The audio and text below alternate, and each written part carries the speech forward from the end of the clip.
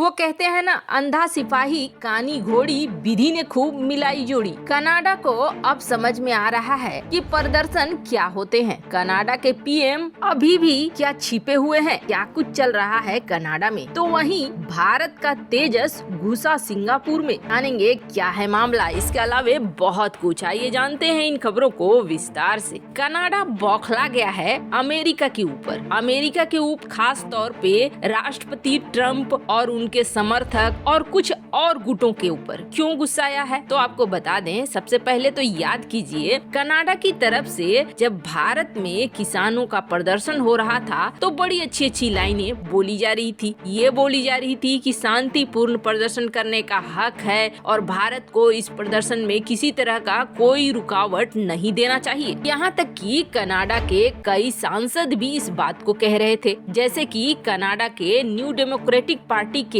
सिख मूल के नेता जगमीत सिंह ओटावा। जगमीत सिंह, इन्होंने भी भारत में हो रहे प्रदर्शनों को सही कहा था और साथ ही कहा था कि सरकार को शांतिपूर्ण विरोध के अधिकार की रक्षा करनी चाहिए। चलो यहाँ तक तो सही है, पर अब खुद उसी देश में आप जो हाल देखेंगे कनाडा का, वो हाल बहुत बुरा है और ये रुकने का नाम नहीं ले रहा है। कहा जाता है कभी भी किसी गलत चीज को बढ़ावा नहीं देना चाहिए। प्रदर्शन शांतिपूर्ण हो, हिंसात्मक रूप न हो और ऐसा नहीं होना चाहिए कि पूरी की पूरी अर्थव्यवस्था को, पूरे के पूरे देश को डुबोने की रणनीति पे चल दे। कनाडा में कुछ ऐसा ही हो रहा है। एक वैक्सीन के जनादेश के बाद से कनाडा प्रदर्शन में इस तरीके से फंस चुका है कि कनाडा के पीएम जस्टिन ट्रूडो खुद इस वक्त किसी अज्ञात जगह पे हैं। आप सोच सकते हैं किसी देश का राष्ट्राध्यक्ष अज्ञात जगह पे हो, और सिर्फ कनाडा का छोटा मोटा हिस्सा या अगल बगल का हिस्सा नहीं, बल्कि अब कनाडा की राजधानी में भी घुस आए हैं ये प्रदर्शनकारी। और राजधानी ओटावा में करीब 20,000 ट्रक आकर खड़े हो रहे हैं और लगातार इसमें इजाफा हो रहा है।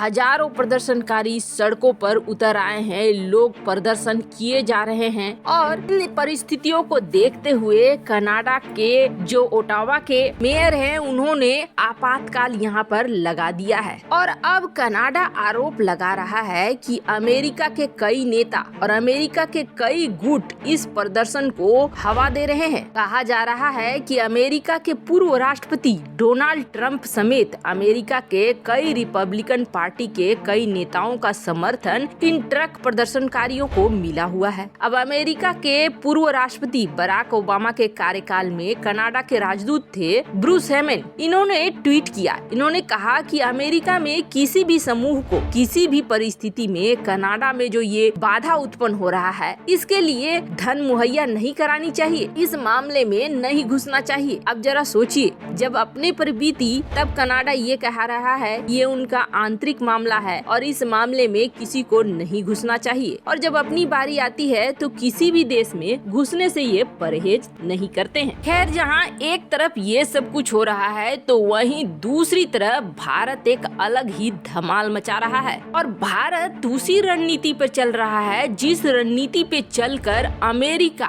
हथियारों के बाजार का बादशाह बन गया। अब पिछले ही साल दुबई के अंदर एक दुबई एयर शो हुआ था जिसे कोई भी नहीं भूलेगा। इसलिए नहीं भूलेगा क्योंकि भारत ने पहली बार उस रुख को अपनाया जो रुख पश्चिमी देश अब तक अपनाते आए हैं। दुबई एयर शो में भारतीय तेजस विमान शामिल हुआ और शामिल होने के बाद जो फायदा भारत ने देखा, उस फायदे को भारत ने बहुत अच्छे तरीके से समझा कि तेजस के शामिल होने के बाद पहली बार ये अंतर्राष्ट्रीय नजरों में आया। दुनिया की कई मीडिया ने इसे कवर किया, इसके बारे में आर्टिकल छापना शुरू किया। अब समझिए आप कि बड़े आराम से पब्लिसिटी होने लगी तेजस की। अब यहाँ पर न सिर्फ फ्री की मार्केटिंग मिली बल्कि फ्री के कस्टमर भी मिलने शुरू हो गए, क्योंकि यहाँ पर आए थे 100 से भी ज्यादा देशों के वायुसेना के अधिकारी। एयर शो वो माध्यम होता है जिसके जरिए कोई भी देश देखते हैं कि कौन सा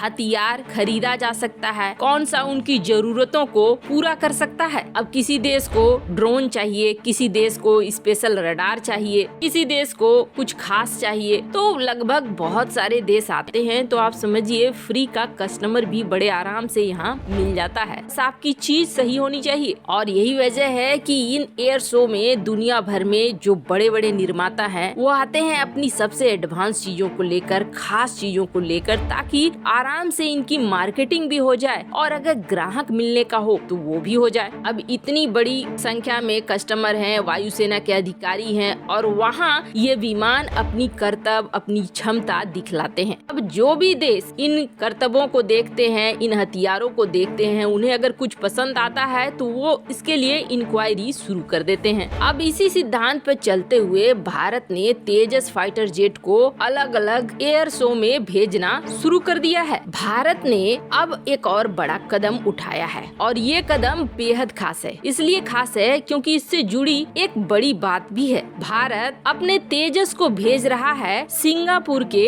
एयर शो में। अब भारत जो सिंगापुर में इसे भेज रहा है, इसके कई टारगेट हैं। पहला टारगेट तो ये है कि सिंगापुर का हथियार मार्केट। अब जो सिंगापुर के डिफेंस मिनिस्टर हैं, उन्होंने तेजस विमान का काफी अच्छे से अवलोकन किया। घंटों तक तेजस विमान में बैठकर उड़ान भरी और इस उड़ान के बाद सिंगापुर के डिफेंस मिनिस्टर ने ये कहा था कि तेजस लड़ाकू विमान एक क्षमतावान और कुछ भी कर सकने वाला विमान है। सिंगापुर इस ट्रायल के बाद तेजस विमानों पर काफी इंटरेस्टेड है और यही कारण है कि भारत इस मौके को गंवाना नहीं चाह रहा है और भारत इस विमान को सिंगापुर भेज रहा है। अब सिंगापुर के लिए भारत का और भी बड़ा गेम प्लान है और ये गेम प्लान कुछ वैसा ही है जैसा ब्रह्मोस को लेकर है। ब्रह्मोस जैसे ही भारत ने बेचा फिलीपींस को, वैसे ही भौवें तन गई चीन की। उसके पीछे कारण क्या था? कारण ये था कि दक्षिण चीन सागर के पड़ोसियों को अब मिलना शुरू हो गया है वो घातक हथियार, जिस घातक हथियार से डरता है चीन। और यही वजह था कि चीन बौखलाया इस मसले को लेकर। पर सिंगापुर में अब भारत तेजस की एंट्री कराकर यहाँ जो इलाके हैं मलेशिया के, इंडोनेशिया के और कुछ हद तक फिलीपींस के, यहाँ पे अब भारत इस मार्केट पर नजर रख रहा है और इस मार्केट में घुसने की कोशिश कर रहा है। और कहीं न कहीं ये सब आकर संबंधित हो जाते हैं चीन के साथ। यानी भारत